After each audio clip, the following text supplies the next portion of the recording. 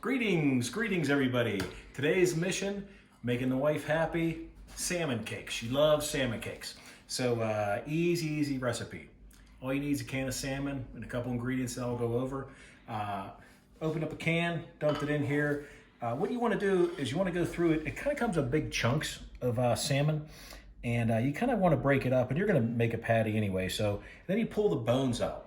I know there's some crazy people that'll go ahead and eat those bones. Just myself, I don't like that. So you can see I've cleaned the bones out of it, and they won't be in the patties. These patties will be great, and the bride will be very happy.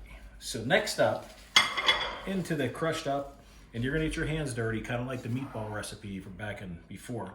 I'm gonna throw about 3 tablespoons of mayonnaise in there. We use the regular mayonnaise. We don't use the Miracle Whips or anything like that. So I'd like to dump that in.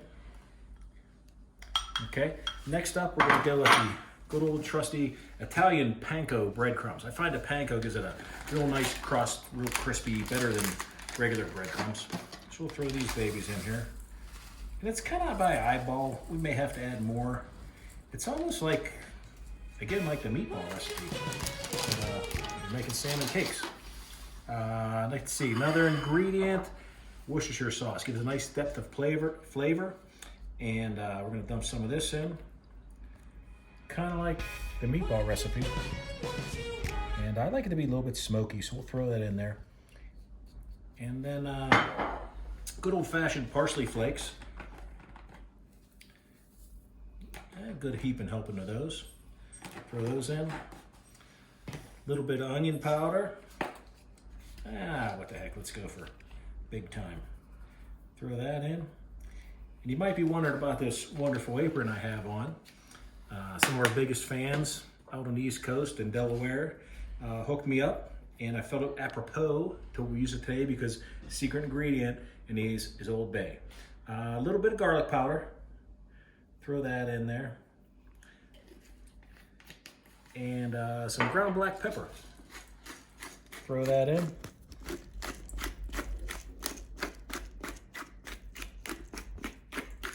Okay, now the Old Bay. Disregard the Ravens thing on there. We don't like the Ravens, but we'll go ahead and dump this in. Super seafood spice, right?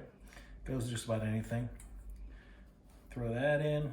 A nice liberal amount. A little bit of crushed red pepper just to get it up there a little bit higher. And very rare, also sent to us by our people in the East, Old Bay Seasoning hot sauce. Very hard to get, people. Give this a little shake up. Great on everything. Go ahead. It's a little bit thicker, kind of like Heinz ketchup. You get a little tap. Boom, that's good to go. And when I come back, you'll see me with, I'm gonna add probably 2 eggs to this. So I'll get the eggs and get those ready, and you'll see me dump them in.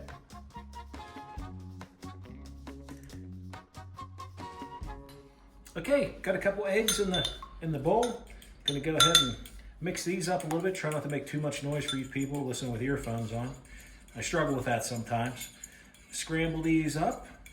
You can see I've got the skillet, you probably can't see the flame, but I've got the skillet warming up with just a little bit of olive oil in it, maybe a 1/4 inch, and dumping this in. Now it's time to get your hands dirty. Just like the meatballs. Oh, yeah, I got the breadcrumbs, right? Okay.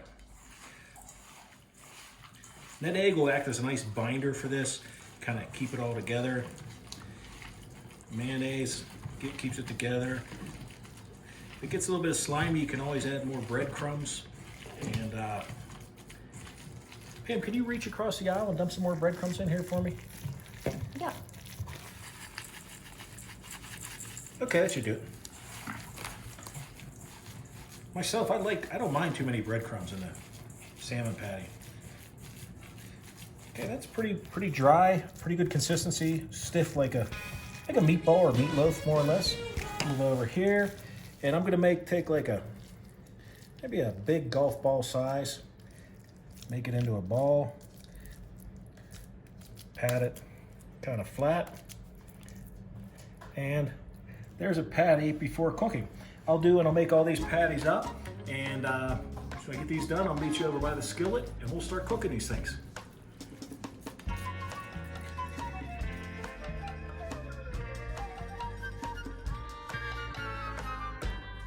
Okay, I've had this on medium heat for 5 minutes or whatever, nice trusty cast iron pan. If you look at the depth, I'm not really using that much. We're not deep frying these, we're just frying them.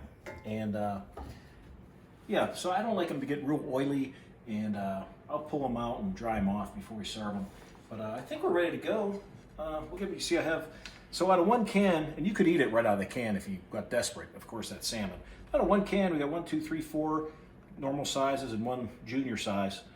That's enough for 2 people, 1 can, maybe 3 people, because one's about enough for me. So we'll go ahead and,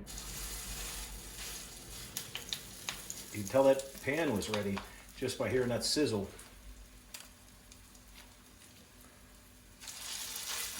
Not a big deal if they get misshapen. You can play with them in the skillet.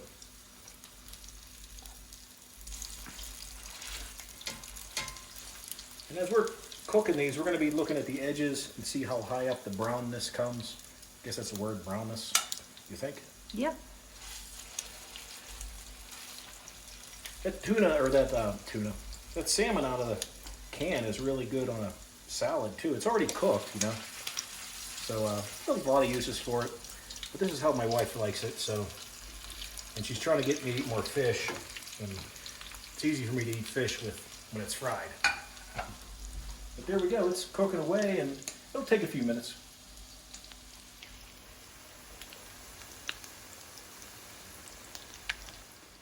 Okay, these have been going for a little bit. I think they're about ready. You can kind of tell when you slide them around and they feels like they're surfing. But let's start with the little guy first, see what he looks like. Oh, perfect. Nice. And if you like these even crunchier, at the point where Pam added so graciously the breadcrumbs to me, you can leave those out and then simply roll these or coat them in Panko breadcrumbs. And they'll be super good. That's a little more oil than I usually like, but it's okay. They'll be fine. It's pretty hard to mess these up. And again, this is how we like them. You can change a lot of different things. Maybe a little dried mustard might be good in these. Or Dijon mustard would be good in there too. And so a lot of different variants, right? Everybody's got a different way to make them. But and I don't even make them the same way twice, to be honest with you. We'll let these cook away. It should be another, 2-3 minutes, and we're ready to chow down.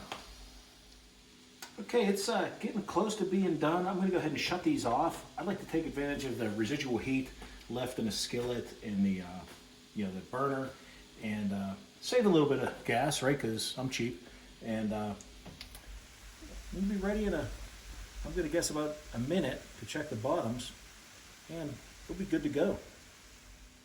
Okay, it's been a little bit of time, and you can see it's still bubbling up. I mean, that retention of the heat's a good little hack.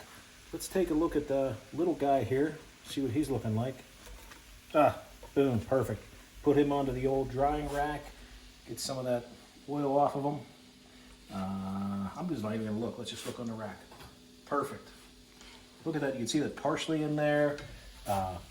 Just looks really good. And you know what, Pam, I want to try sometime is maybe to mix some grated Parmesan in with these. Oh, that would be really good. I just dawned on me. I thought, man, that might be good. Or to top it. Yeah, top it with some grated Parm. Yeah, that's pretty good. Okay, well, that's it, folks. That's how you do them. And very easy. A couple good sides with this. Maybe some mac and cheese. Maybe some on top of a salad would be awesome. And I think you're going to really like them. They're pretty easy to make and inexpensive too. Okay, we'll see you in the next episode.